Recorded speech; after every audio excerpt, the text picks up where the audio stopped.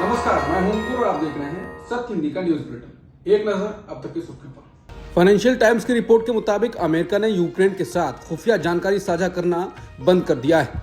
ये एक ऐसा कदम है जो यूक्रेन की रूसी सेनाओं को टारगेट करने की क्षमता पर काफी बाधा डाल सकता है। ये बदलाव ट्रंप प्रशासन द्वारा इस सप्ताह के शुरू में यूक्रेन को सैन्य सहायता रोकने के बाद लिया गया है। यह कदम अमेरिका और यूक्रेन के बीच गहरी दरार को उजागर करता है। हालांकि अमेरिकी अधिकारियों ने पब्लिकली इस कदम पर टिप्पणी नहीं की है।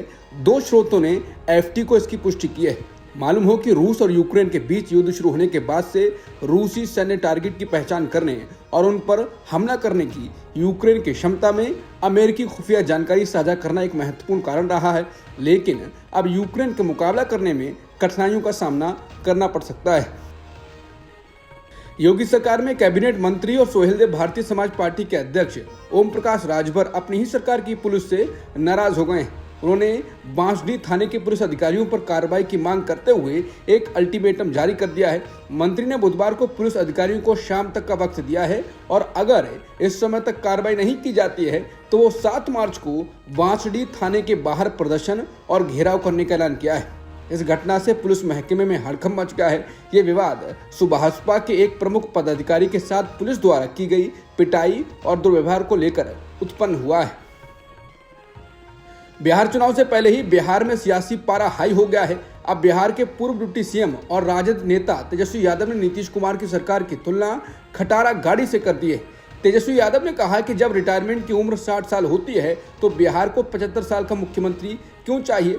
उन्होंने कहा कि जब सरकार 15 साल पुरानी गाड़ी चलाने की इजाज़त नहीं देती है तो बिहार को 25 साल पुराना मुख्यमंत्री क्यों मिलना चाहिए। उन्होंने अपने समर्थकों से सवाल करते हुए कहा, अगर कोई गाड़ी भी खरीदेंगे, नई गाड़ी 15 साल पुरानी हो जाती है तो खटारा हो जाती है या नहीं।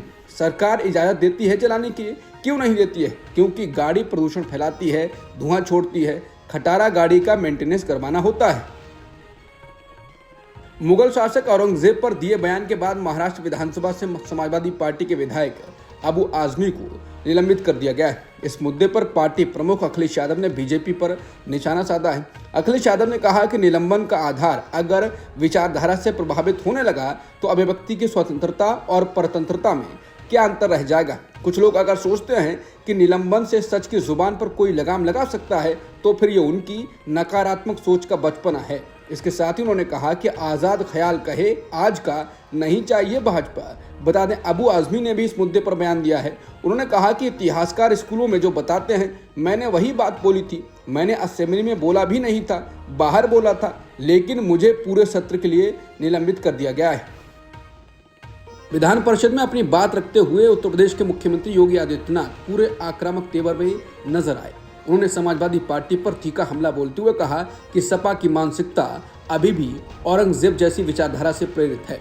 महाराष्ट्र में समाजवादी पार्टी की यूनिट के अध्यक्ष और विधायक अबू आसिम आजमी को लेकर योगी आदित्यनाथ ने दो टूक कहा कि इसको उत्तर प्रदेश भेजो, यहाँ इसका सही इलाज कर देंगे। बता दें, अबू आजमी अपना बयान वापस ले चुके हैं, लेकिन राजनीति अभी भी जारी है। ट्रंप की धमकियों और घुड़कियों पर अब चीन भी खुलकर उतर आया है। चीनी दूतावास ने कहा कि चीन युद्ध लड़ने के लिए तैयार है अगर अमेरिका यही चाहता है। चीन का यह जवाब यूएस राष्ट्रपति ट्रंप के टैरिफ लगाए जाने के बीच आया है।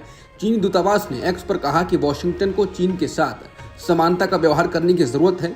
अमेरिका में चीनी दूतावास ने कहा कि अगर अमेरिका वास्तव में फेंटेनाइल मुद्दे को हल करना चाहता है तो सही कदम एक दूसरे के साथ समानता का व्यवहार करते हुए चीन के साथ परामर्श करना है। अगर युद्ध चाहता है, चाहे वह टैरिफ युद्ध हो, व्यापार युद्ध हो या किसी दूसरे तरीके का युद्ध, हम अंत तक लड़ने के लिए तैयार हैं। टैरिफ वॉर और गहरा हो गया है। अमेरिकी राष्ट्रपति ट्रंप ने मैक्सिको और कनाडा पर 25% और चीन पर 10% टैरिफ लगाने की घोषणा की थी। 4 मार्च को यह आधी रात से लागू हो गया है। ट्रंप की नीतियों का अब खुलकर विरोध होने लगा है। अब ये देश भी उसी अंदाज में अमेरिकी राष्ट्रपति को जवाब दे रहे हैं। ओंटारियो के प्रोग्रेसिव कंजर्वेटिव पार्टी के नेता प्रीमियर डग फोर्ट ने अमेरिका राष्ट्रपति ट्रंप पर जबरदस्त पलटवार किया है। ओंटारियो के प्रमुख ने कहा कि अगर वो ओंटारियो को नष्ट करना चाहते हैं तो मैं सब कुछ करूंगा, जिसमें उनकी बिजली कनेक्शन को काटना में शामिल है, और मैं अपने चेहरे पर मुस्कान लाकर ऐसा करूंगा। वो हमारी बिजली पर निर्भर हैं, उन्हें दर्द महसूस करने की जरूरत है। वो हम पर हमला करना चाहते हैं, हम दोगुनी ताकत से जवाब देंगे। फोर्ड ने कहा कि कनाडा पर टैरिफ अमेरिकियों पर टैक्स है। बता दें कि कनाडा के ओंटारियो प्रांत से अमेरिका के 3 राज्यों में बिजली की सप्लाई की जाती है।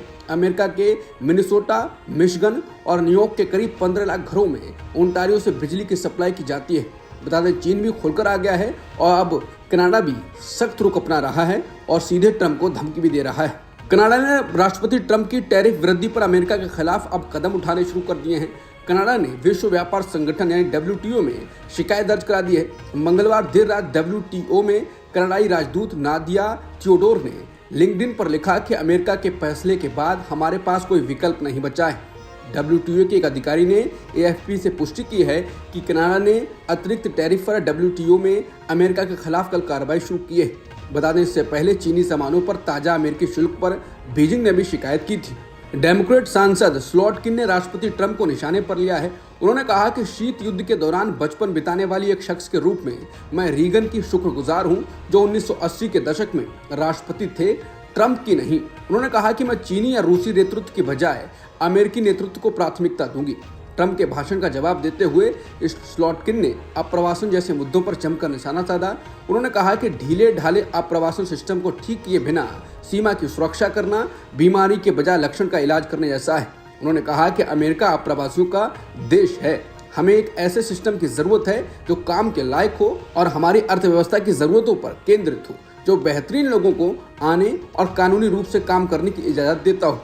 उन्होंने आरोप लगाया ट्रंप हमें सीधे मंदी की ओर ले जाएंगे। अमेरिकी कांग्रेस को संबोधित करते हुए राष्ट्रपति ट्रंप ने भारत समेत बहुत से देशों को निशाने पर लिया और 2 अप्रैल से रेसिप्रोकल टैरिफ लगाने का ऐलान कर दिया। भारत का जिक्र करते हुए ट्रंप ने कहा कि भारत ऑटो उत्पादों पर 100% से अधिक टैरिफ लगाता है। उन्होंने कहा कि इन्हीं उत्पादों पर चीन हमारे मुकाबले 2 गुना टैरिफ लगाता है, जबकि दक्षिण कोरिया का टैरिफ 4 गुना अधिक है। उन्होंने कहा ये दोस्तों और विरोधियों दोनों की ओर से किया जा रहा है। ये अमेरिका के लिए न्याय संगत नहीं है, इसलिए हम 2 अप्रैल से रेसिप्रोकल टैरिफ लगाने जा रहे हैं और वो देश जो भी टैरिफ लगाते हैं हम भी उतना ही लगाएंगे। अमेरिकी कांग्रेस को संबोधित करते हुए राष्ट्रपति ट्रंप ने बताया कि उन्होंने 2 अप्रैल ही तारीख क्यों चुनी। ट्रंप ने कहा कि हम इसे 1 अप्रैल से करना चाहते थे, लेकिन उस दिन अप्रैल फूल बनाने का आरोप अपने मत्थे नहीं ले सकता, इसलिए 2 अप्रैल को तारीख चुनी है। ट्रंप के भारत पर 2 अप्रैल से भारी भरकम टैरिफ लगाने पर कांग्रेस नेता सुप्रिया सुले ने टिप्पणी की है। उन्होंने कहा कि अमेरिकी संसद में ट्रंप भारत पर टैरिफ लगाने की अब न सिर्फ धमकी दे रहे हैं, बल्कि 2 अप्रैल की तारीख भी अनाउंस कर दी है। सुप्रिया सुले ने कहा कि टफ नेगोशिएटर फोटो शूट और सैर सपाटा में व्यस्त हैं। शिवसेना UBT सांसद प्रियंका चतुर्वेदी भी इस पर बोली हैं। उन्होंने कहा कि हमें बताया गया कि प्रधानमंत्री एक टफ नेगोशिएटर हैं। अच्छा, तभी ट्रंप के राष्ट्रपति बनने के बाद से अमेरिका में नफरत और नस्ली हिंसा बढ़ती जा रही है। भारतीय मूल की नर्स के साथ एक मरीज ने जो सलूक किया वो दिल दहलाने वाला है। उसने उनके चेहरे पर इतने मुक्के बरसाए कि सारी हड्डियां टूट गईं और उन्हें पहचानना मुश्किल हो गया। उनकी आंखों की रोशनी भी चली गई। बता दें 67 साल की भारतीय मूल की लीलम्मा अमेरिका के फ्लोरिडा शहर में पाम्स वेस्ट हॉस्पिटल में 20 साल से अधिक समय से काम करती रही हैं। 19 फरवरी को भी लीलम्मा अपनी ड्यूटी निभा रही थी। वो स्टीफन स्कैंटलबरी की मेडिकल जांच के लिए उनके पास पहुंची। स्टीफन स्कैंटलबरी बेकर एक्ट के तहत भर्ती था। बेकर एक्ट मतलब उसे मानसिक संकट की वजह से जबरन हॉस्पिटल में रखा गया था। लीलम्मा उसकी हालत देखने गई, लेकिन अचानक वो शख्स भड़क गया। लीलम्मा ने अभी जांच शुरू की ही थी कि उनकी नाक पर स्टीफन ने मुक्का मारा और मारता ही चला गया। लीलम्मा को मारते हुए स्टीफन लगातार चिल्ला रहा था कि इंडियंस आर बैड, यानी भारतीय बुरे होते हैं। इस हमले के बाद लीलम्मा को तुरंत ICU में भर्ती करवाया गया। हमला करने के बाद वो अस्पताल से भाग गया, लेकिन पुलिस ने उसे जल्द ही गिरफ्तार कर लिया। BSP में बड़ी हलचल है। नेशनल कोऑर्डिनेटर बनाए जाने के 2 दिन बाद ही आनंद कुमार को पद से हटा दिया गया है। मायावती ने 3 दिनों में कई बड़े बदलाव किए हैं। पहले अपने भतीजे आकाश आनंद को पार्टी के सभी पदों से हटा दिया, फिर अगले ही दिन उनको पार्टी से निकाल दिया। उसके बाद आनंद कुमार पर फैसले लिए। अब नया कोऑर्डिनेटर नियुक्त किए गए। हाल ही में मायावती ने कई ऐसे फैसले लिए और फिर कुछ दिनों में ही खुद उसे बदल दिया। इन लगातार बदलावों ने BSP के भीतर और बाहर राजनीतिक हलचल तेज कर दी है। सवाल उठ रहा है कि मायावती की राजनीति अब किस दिशा में बढ़ रही है। बहुजन समाज पार्टी के अध्यक्ष मायावती ने अब राज्यसभा सांसद रामजी गौतम और रणधीर बेनीवाल को बीएसपी का नेशनल कोऑर्डिनेटर नियुक्त किया है।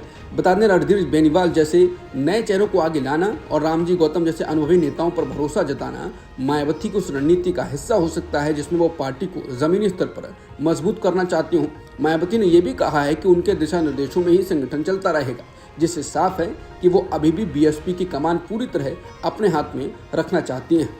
प्रयागराज में महाकुंभ मेले में जाने वाली भीड़ बढ़ने के कारण नई दिल्ली रेलवे स्टेशन पर हुई भगदड़ के मामले में रेलवे ने अपने 5 वरिष्ठ अधिकारियों का ट्रांसफर कर दिया है। समाचार एजेंसी पीटीआई के अनुसार हटाए गए अधिकारियों में DRM Vikram Singh Rana, station director Mahesh Yadav, senior divisional commercial manager Anand Mohan और आरपीएफ के सहायक सुरक्षा आयुक्त महेश चंद्र सैनी शामिल हैं। बता दें, भगदड़ की इस घटना में 18 यात्रियों की मौत हो गई थी। पाकिस्तान के लाहौर में खेले जा रहे चैंपियंस ट्रॉफी के दूसरे सेमीफाइनल मैच में न्यूजीलैंड ने साउथ अफ्रीका के सामने 363 रन का लक्ष्य रखा है। इससे पहले न्यूजीलैंड की टीम ने टॉस जीतकर पहले बल्लेबाजी करने का फैसला किया। न्यूजीलैंड की तरफ से ओपनर रचिन रविंद्र ने 108 रनों की शानदार पारी खेली है। न्यूजीलैंड की तरफ से केन विलियमसन ने भी शतक जड़ा और दोनों बल्लेबाजों ने मिलकर दूसरे विकेट के लिए 164 रनों की साझेदारी की। केन विलियमसन 102 रन पर आउट हुए। अब तक की सुर्खियों में इतना ही। बाकी खबरों के लिए बने रहिए सत्यहिंदी.com के साथ। Copyright disclaimer under Section 107 of the Copyright Act 1976. Allowance is made for fair use for purposes such as criticism, comment, news reporting, scholarship, and research. Fair use is a use permitted by copyright statute that might otherwise be infringing.